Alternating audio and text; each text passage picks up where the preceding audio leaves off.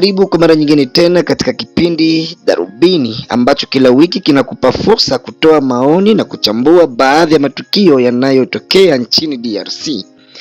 Kama mwananchi halali wa Jamhuri ya Kidemokrasia ya Kongo, leo tunajiunga nawe kwa Darubini ili kuangalia jambo hili kwa kina. Tutazungumzia leo uchumi wa DRC. Kwa mujibu wa Wizara ya Fedha, imetangaza kuwa hazina ya pesa kwa ajili ya kulipa wafanyakazi imeingiliwa na ukame. Kwa hiyo tutakuwa na ugumu wa kulipa wafanyakazi. Hizo ni habari zilizosambazwa kwenye mitandao ya kijamii wiki iliyopita. Vyanzo vya ndani vinadai kukanusha taarifa hizo, ila kuna muonekano wa baadhi ya wafanyakazi ambao hulalamikia kutokupata mshahara wao mbele ya wakati. Ikiwa ni ukweli, unadhani uchumi wa Kongo unajumbishwa na nini hasa? Nchi ya DRC kukumbwa na ukame wa pesa ni jambo la kawaida kwa serikali? Ikiwa ni habari za udhushi mtupu, ni nini kinachelewesha mshahara kupatikana kwa wakati? Unashauri serikali nini kuhusiana na kuimarisha uchumi? Na sasa tunaanza pale Tanzania ambako ni mkoa wa Kigoma. Ndugu yetu mmoja atatambulisha ili kutuambia kuhusiana na jambo hili. Asante ndugu mtangazaji kwa maswali ambayo umeniuliza. Acha nitambulishe kwa majina, naitwa Balondani Mazembe Dani. Mimi ni mkaaji wa Pomboko, kijana wa hapo, lakini kwa sasa tuko hapa Kigoma. Kuhusu uchumi wa nchi gisu umeyumbishwa, nini kiasa kiko ala base kwa uchumi wa nchi kuyumbishwa? Acha nikwambie kwamba nchi yetu ya Kongo kwa sasa imekumbwa na vita, na katika vita, ni kweli, katika vita nchi inakuwa resete zimoja ambazo zinatakiwa ziingie katika mfuko wa nchi zinakuwa ziingii. Naweza kupatia mfano Nord Kivu na Sud Kivu, ni province mbili ambazo zilikuwa zikiingizia serikali uchumi, kwa sababu ujue kwamba sisi uchumi wetu bado tunategemea katika madini, na hivyo na ya manka ganye, kuna kile ambacho serikali inakosa kabisa katika mfuko wake kwa sababu vita viko huko.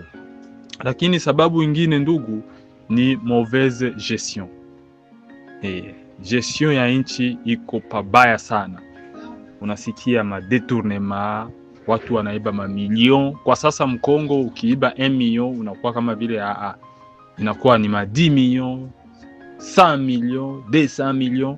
Basi yote ni lazima uchumi wa nchi uporomoke. Ni lazima uchumi wa nchi uporomoke.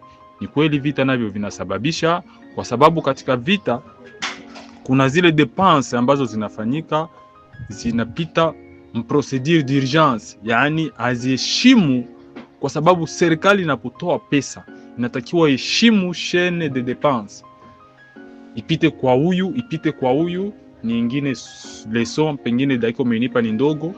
Lakini katika vita pesa zinakuwa zinatoka kiolela, alafu kuna wale sasa ambao wanashikilia madaraka, wanakuwa nao wanaprofite katika hali hiyo, pesa kutoka kwa haraka.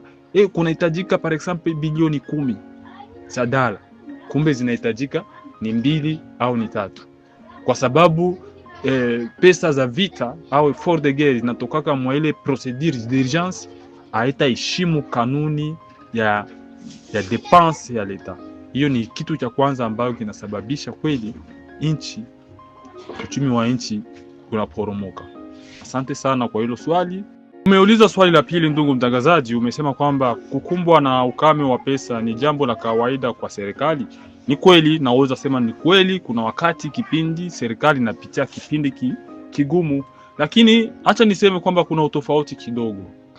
Serikali ni kweli inaweza kuwa na shida ya pesa na inakuwa inatoa inafanya ile inaitwa adjudication, yani naomba les bons de trésor, ingine terme wanasema wa Faransa, yani naomba kwa operateur économique munikope pesa fulani, nitazirudisha na interet fulani na faida fulani kwa muda miezi fulani au mwaka, au miaka fulani. Hiyo ni kawaida, lakini hiyo tunaona katika hali ya serikali ina projet fulani inataka kufanya, inataka kujenga barabara, inataka kujenga sijui vilalo. Hapo serikali inaweza kufanya apele fulani kwa operateur economique, munikope pesa fulani. Lakini ni tofauti na hii hali ambayo tunayopitia. Hii hali ambayo tunayopitia ni kama vile serikali imefika mwisho, imekwama, inakosa pesa za kulipa wa travailleurs.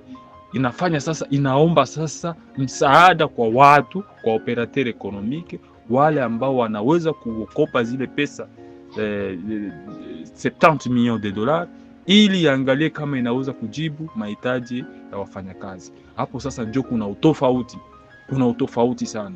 Deja hapo inakuwa msanse ya faite. Faite ni nini? Ni wakati serikali au societe inakuwa na shindwa kulipa wafanyakazi wake. Hiyo deja tunaenda katika fight. Lakini hatuwezi kupenda hivyo. Nchi yetu tunaipenda sisi wote. Tunachoomba tu ni wenye wanaongoza nchi wanasema kwamba gouverner c'est prévoir. Unasikia? Wakati unachukua pesa, unaenda fanya makontra na wa FC Barcelona, unaenda fanya, unatupa pesa kuorganize maarena sijui vitu gani, vile vyote vinaharibu pesa bure. Zile pesa zingekuwa ziko kwenye akiba kama hivi, zinatusaidia hapa katika hii hali ngumu tunayopitia. Angalia sasa nchi kama Kongo inakuwa ikiomba msaada wa dola 70 million ya pesa. Ni kwa sababu ya nini? Gestion ilikuwa mubaya, pesa wamezitumia vibaya, njoo hivi inatufikisha katika hali hii. Kwa swali umeuliza kwamba nini kinaweza kuwa kimechelewesha mshahara, ndugu. Acha nikwambie, tusidanganyane. Kinachelewesha mshahara kwa sasa hivi ni kwa sababu mshahara unatoka katika budget, na inawezekana katika budget hawakukongoa pesa zenye zinalingana ili serikali itimize matakwa yote ambayo inatakiwa itimize. Hiyo ndio kwa kifupi naweza kujibu hivyo kwamba serikali kwa kutokulipa mishahara ya wafanyakazi ni kwa sababu hizo pesa bado hawana. Na kama zilikuwa, basi hizo pesa zimeenda katika mifuko ya watu. Na ndio pale tunazidi kukaza kwamba mauvaise gestion, corruption, détournement, hiyo ndio inasababisha kwa hii hali ambayo tuna. Kwa ushauri wangu wa mwisho ni kwa rais. Mimi nafikiri kwamba rais hatumiki mwenyewe, rais anatumika na ekipe. Ndio wale wa ministre huu unatakiwa uangalie secteur.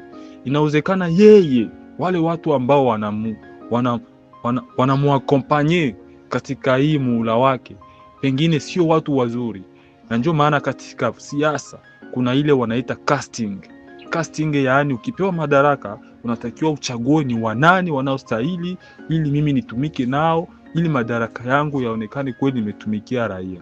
Lakini tatizo ambayo tulililia katika Kongo, kuna ile inaitwa nepotisme. Maana yake unachagua watu kwa sababu ni marafiki, ni mandugu, lakini auangalie experience ou competence. Ndio tatizo ambayo tunayopitia kwa sasa. Jiwaze ministre wa finance, aliyekuwa ministre wa finance Nicolas Kazadi alisema mambo yote wazi, eti kwamba pesa zinapokuja, kitu cha kwanza tunazigawana kwanza, projet zinakuja baadaye, mawazo ya projet inakuja baadaye. Hii ilikuwa revelation, ilikuwa grave. Mtu aliyekuwa waziri wa finance, wa uchumi, anasema maneno kama ile ni picha ambayo inaonyesha kwamba governance kweli haiko sawa. Baada ya ndugu huyu, na sasa tunapasua mawimbi mpaka pale Buffalo, Marekani. Mchambuzi mwingine anajitambulisha ifuatavyo. Ndiyo, ndugu mtangazaji, nakushukuru sana kwa kunialika katika kipindi chako cha Darubini ambacho nakiandaa kupitia Didas TV, ambayo ni moja kati ya TV ambayo inaendelea kutuburudisha nchini hapa Marekani tulipo, hata huko Afrika. Na nimeshukuru sana kabisa kwa sababu hii ni mara yangu ya kwanza mimi kushiriki katika kipindi cha Darubini.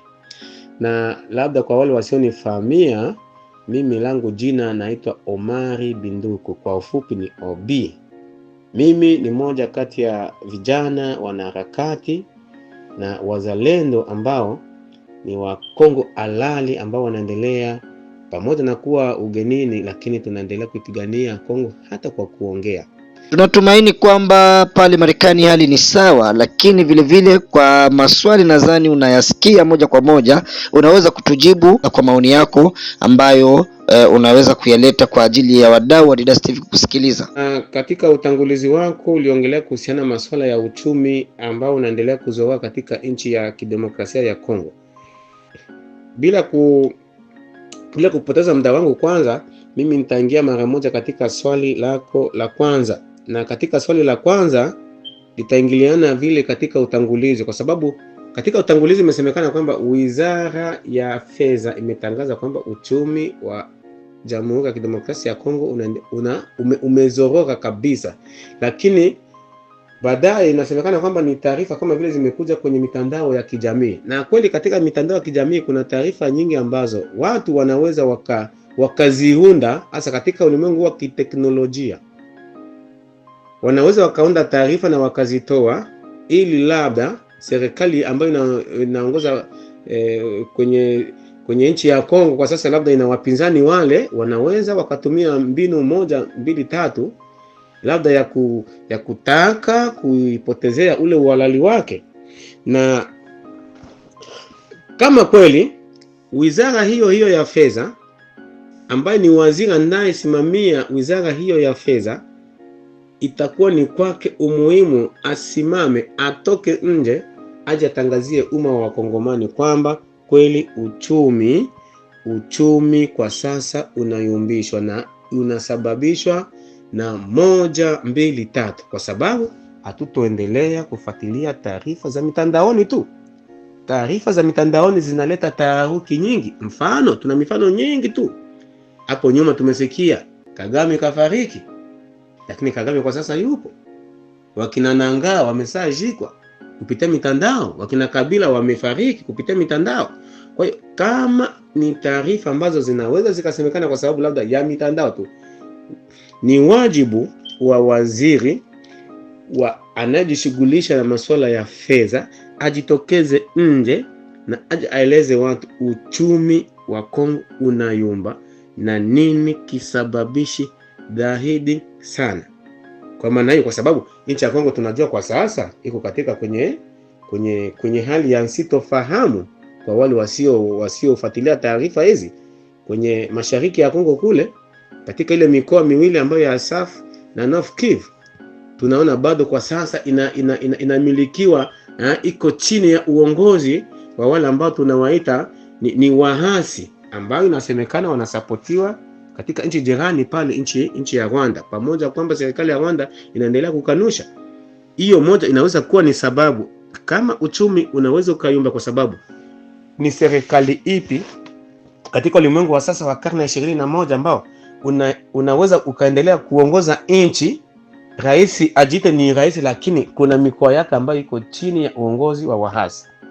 Na naamini kuna matukio ambayo aidha kuna mambo ambayo yanapitikana ili labda serikali kuangalia ni jinsi gani ambayo inaweza ikarejesha ile mikoa kuwa chini ya serikali ambayo inaongozwa na rais wa Jamhuri ya Kidemokrasia ya Kongo ambaye ni Bwana Antoine Tshisekedi. Nchi ya DR Kongo kukumbwa na ukame wa pesa ni jambo la kawaida kwa serikali. Ndugu mtangazaji, naamini serikali zote hapa ulimwenguni zinaongozwa na fedha. Na kama ni kweli kuna ukame wa fedha ndani ya serikali ya Kongo, maana yake tutasema ni kilio. Kwa sababu hivi serikali itaendesha mambo yake kwa njia ipi kama kuna hizo fedha? Kama nilivyosema katika swali la kwanza, serikali ya Kongo kwa sasa inatumia mbinu ili irudishe ile mikoa ambayo iko chini ya wahasi. Na kama mazungumzo hayatopita kwa njia iliyo sahihi, maana yake lazima serikali itatumia mbinu zozote zile kwa kufa na kupona, iwe kwa silaha, kwa njia zozote zile. Na silaha utazitoa wapi?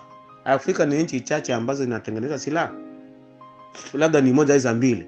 Maana yake silaha zote lazima ununue, na utanunua na nini? Lazima utoe pesa. Pesa ndio kila kitu.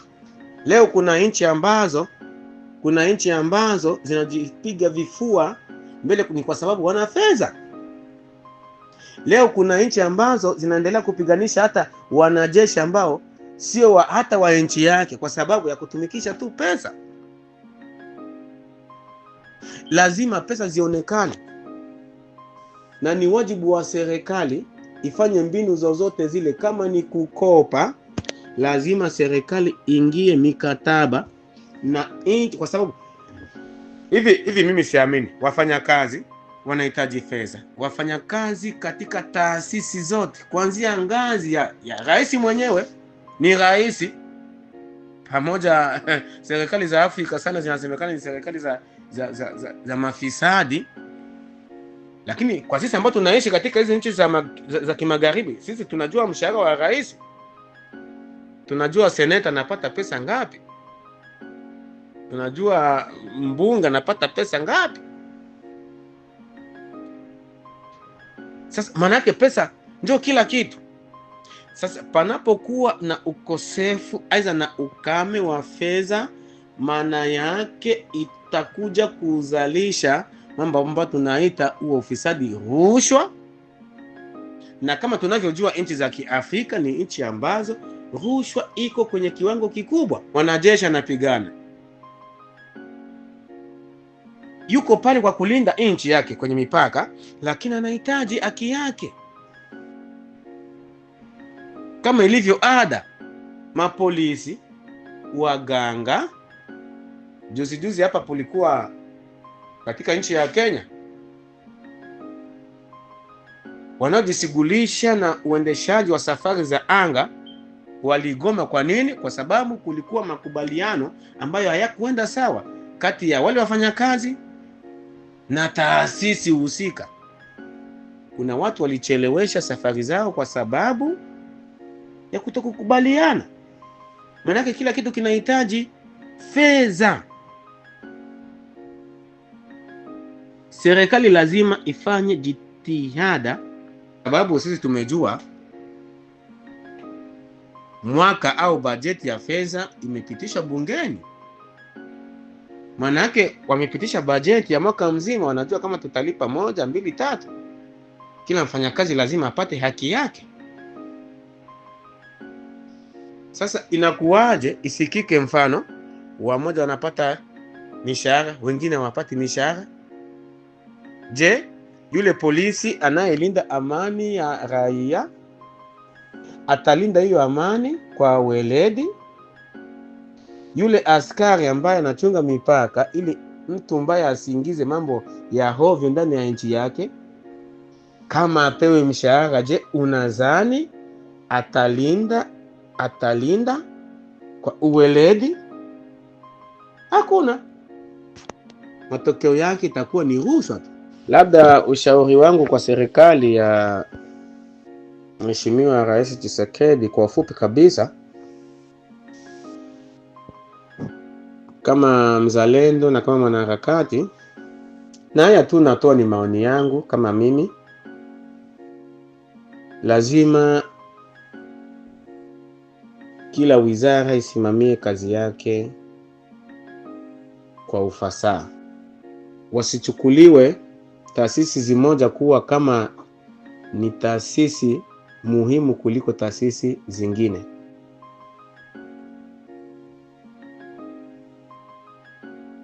Kama kuna ulalamikaji wa mishahara kwa baadhi ya taasisi, lakini tunasikia mbona mawaziri wanapokea pesa, wabunge wanapata pesa zao, magavana wanapata pesa zao. Swali linakuja, kwa nini kama kuna ucheleweshaji wa mshahara kwa wamoja, kwa nini wengine wanapata hao wao ndio wanafanya kazi gani? Serikali isipodumisha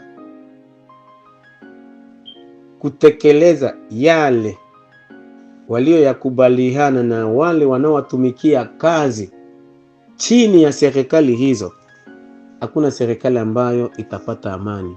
Asante sana ndugu kutoka pale Marekani. Na sasa tunateremka Bujumbura, na sasa tunajiunga na mtaalamu mwingine ambaye anajua mambo ya kiuchumi sana, ana haya ya kutuambia. Asante sana Didas TV. Mimi ni Jacques Faustin Lukusa, niko mastera ku finance et comptabilité, yaani katika fedha na uhasibu. Nitajaribu kujibu kila swali kwa ufanuzi wa kina, lakini kwa lugha rahisi. Cha kwanza, uchumi wa DRC unajengwa zaidi juu ya sekta ya madini. Serikali hupata mapato makubwa kupitia kodi na tozo zinazotokana na uchimbaji wa mauzo ya madini kama shaba na cobalt. Tatizo ni kwamba bei za madini hutegemea soko la kimataifa. Bei zikishuka, mapatano ya serikali hupungua mara moja bila serikali kuwa na uwezo wa kudhibiti hali hiyo. Wakati huo huo, sekta nyingine kama kilimo, viwanda na huduma bado hazijapanuka vya kutosha kutoa mapato ya kodi kwa kiwango kikubwa. Pia, uchumi sio rasmi kikubwa sana. Maana yake, watu wengi wanafanya biashara au shughuli za kiuchumi bila kulipa kodi ipasavyo. Hivyo, msingi wa mapato ya taifa unabaki mwembamba. Serikali ina jukumu ya kudumu kama kulipa mishahara, kugharamia afya, elimu na usalama. Mapato yakipungua au kuchelewa, pengo la fedha hutokea haraka. Kumbwa na ukame wa pesa si jambo la ajabu kabisa kwa serikali yoyote duniani. Tofauti iko katika namna inavyodhibiti hali hiyo. Mapato ya kodi huingia kwa vipindi maalum. Kwa mfano, baadhi ya kodi hulipwa kila robo mwakani au baada ya faida kupatikana. Lakini mishahara ya wanafanyakazi kulipwa kila mwezi bila kuchelewa. Hivyo, kunawezekana kuwa na tofauti ya muda kati ya pesa kuingia na kutoka. Hiyo ni hali ya kawaida. Ikiwa serikali ijapanga vizuri mtiririko wa fedha au hujajiandaa kwa msimu wa mpango kidogo, inaweza kukumbwa na ukame wa muda. Tatizo huwa kubwa pale hali hiyo inakuwa ya mara kwa mara au inachukua muda mrefu kutatuliwa, kwa sababu huarisi imani ya wafanyakazi na soko kwa ujumla. Kuchelewa kwa mshahara kunaweza kuwa na sababu nyingine. Inaweza kuwa ni tatizo ya kiutawala, kama kuchelewa kwa uhamisho wa fedha kutoka hazina kwenda benki. Inaweza kuwa ni mchakato wa uthibitishaji wa orodha ya wanafanyakazi ili kuondoa majina ya hewa. Wakati mwingine kuna tatizo la mfumo wa malipo ya au ucheleweshaji wa kiufundi katika benki. Pia kama serikali inatoa hati za zamana au inasubiri mapato fulani kuingia, inaweza kuchelewesha malipo kwa siku chache. Hivyo, kuchelewa hakumaanishi moja kwa moja kuwa hakuna pesa kabisa, bali kunaweza kuwa na changamoto ya mapangilio au taratibu fulani hivi. Ushauri wangu kwa serikali ya DRC ni kuimarisha msingi ya uchumi kwa muda mrefu. Kwanza, ipanua wigo wa kodi nje ya sekta madini ili isitegemee chanzo kimoja tu. Pili, iboreshe ukusanyaji wa mapato kwa kutumia mifumo ya kidijitali ili kupunguza upotevu na kuongeza uwazi.